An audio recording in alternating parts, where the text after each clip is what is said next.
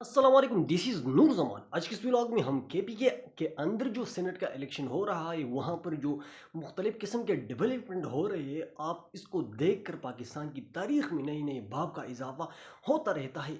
इसको आप इंजॉय करेंगे, इससे आपको इस निज़ाम के नंगी सूरत का पता चलता है।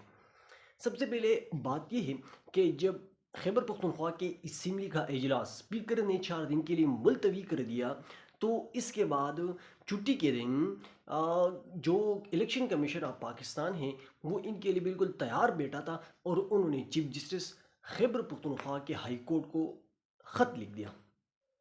छुट्टी के दिन खैबर पख्तूनख्वा के जो चीफ जस्टिस है, वो भी बिल्कुल तैयार बैठा था। उन्होंने फैसल करीम खुंडी को, जो गवर्नर खैबर पख्तूनख्वा है, इनको ख़त लिख दिया और इनको कह दिया कि आप लोगों से हलफ ले और इसका वक्त का तयन भी आप खुद ही कर लें। तो कितना इंटरेस्टिंग लगा है।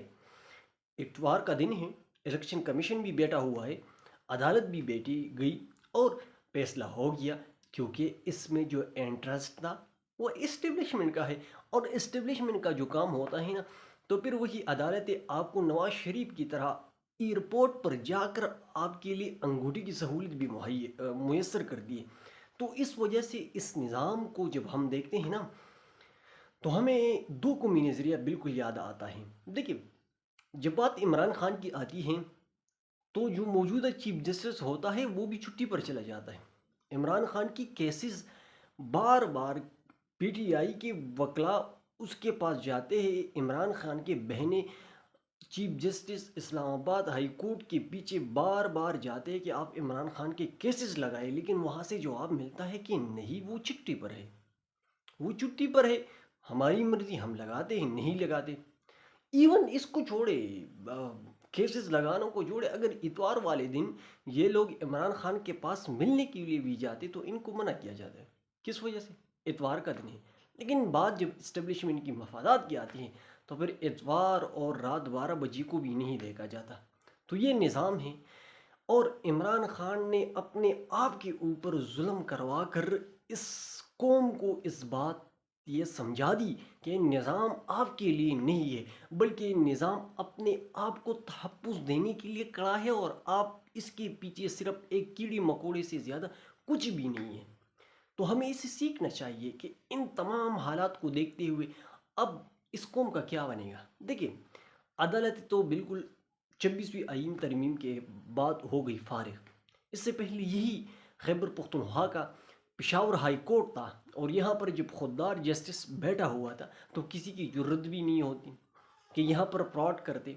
लेकिन जब इन लोगों का 26वीं आईनी तरमीम के ज़रिए उन लोगों ने नए चीफ जस्टिस अपनी मर्ज़ी से तैनात कर दिया, अब इनकी मर्ज़ी के बगैर वो कोई फैसला कर नहीं सकता, और ना वो करते हैं, आपके सामने है।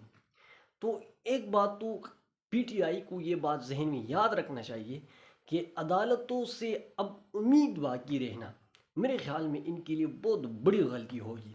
अब सिर्फ इनके पास एक ही रास्ता बचा है, और वो इमरान खान ने इनको बता दिया है कि मुज़ाकरात का वक़्त गुज़र चुका है। अब अगर फैसला होगा तो सड़कों के ऊपर होगा।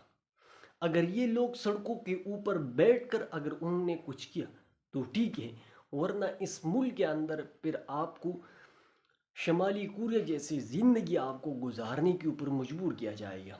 आप अपने हकूक़ के लिए आवाज़ नहीं उठा सकते।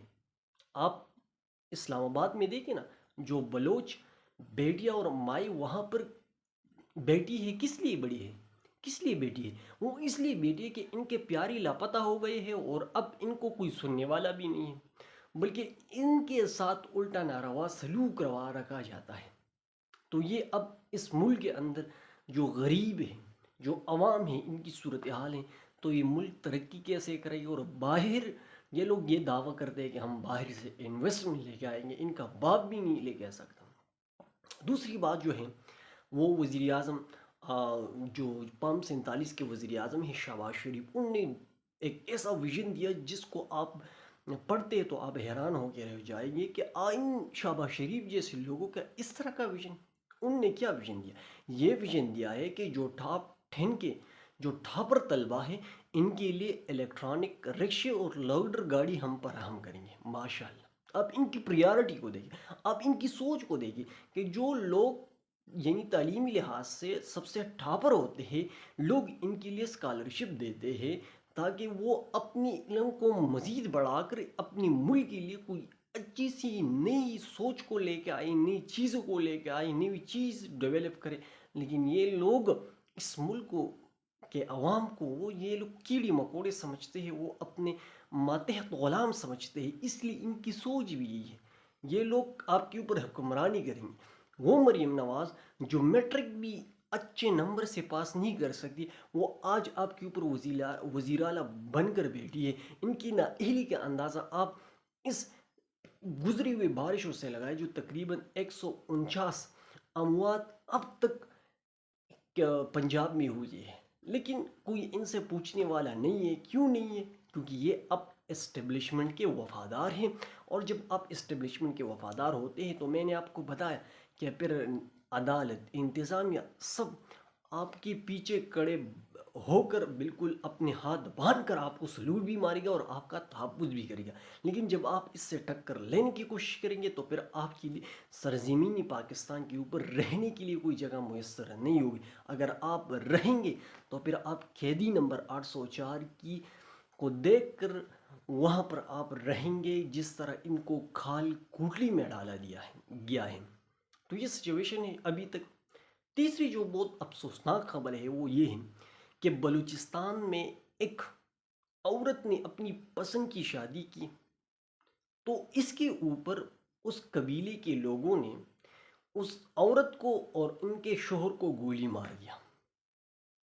تو میرے خیال میں، اور لوگ یہ بھی کہتے ہیں کہ ان کی جو آخری الفاظ تھے وہ یہ تھے کہ میں نے زنا نہیں کیا بلکہ نکاح کیا ہے۔ تو اسلام تو شادی کی اجازت دیتا ہے اپنی پسند کی، لیکن ابھی تک ہمارے آپ اس جہالت کی نظام کو دیکھیں تو اس سے آپ کس چیز کی امید لگا کر بیٹھیں؟ انشاءاللہ نیکسٹ آنے والی ویڈیو میں آپ لوگ کے ساتھ پھر ملاقات ہوگی نئی ویڈیو کے ساتھ۔ آج کے لیے اتنی کافی، والسلام۔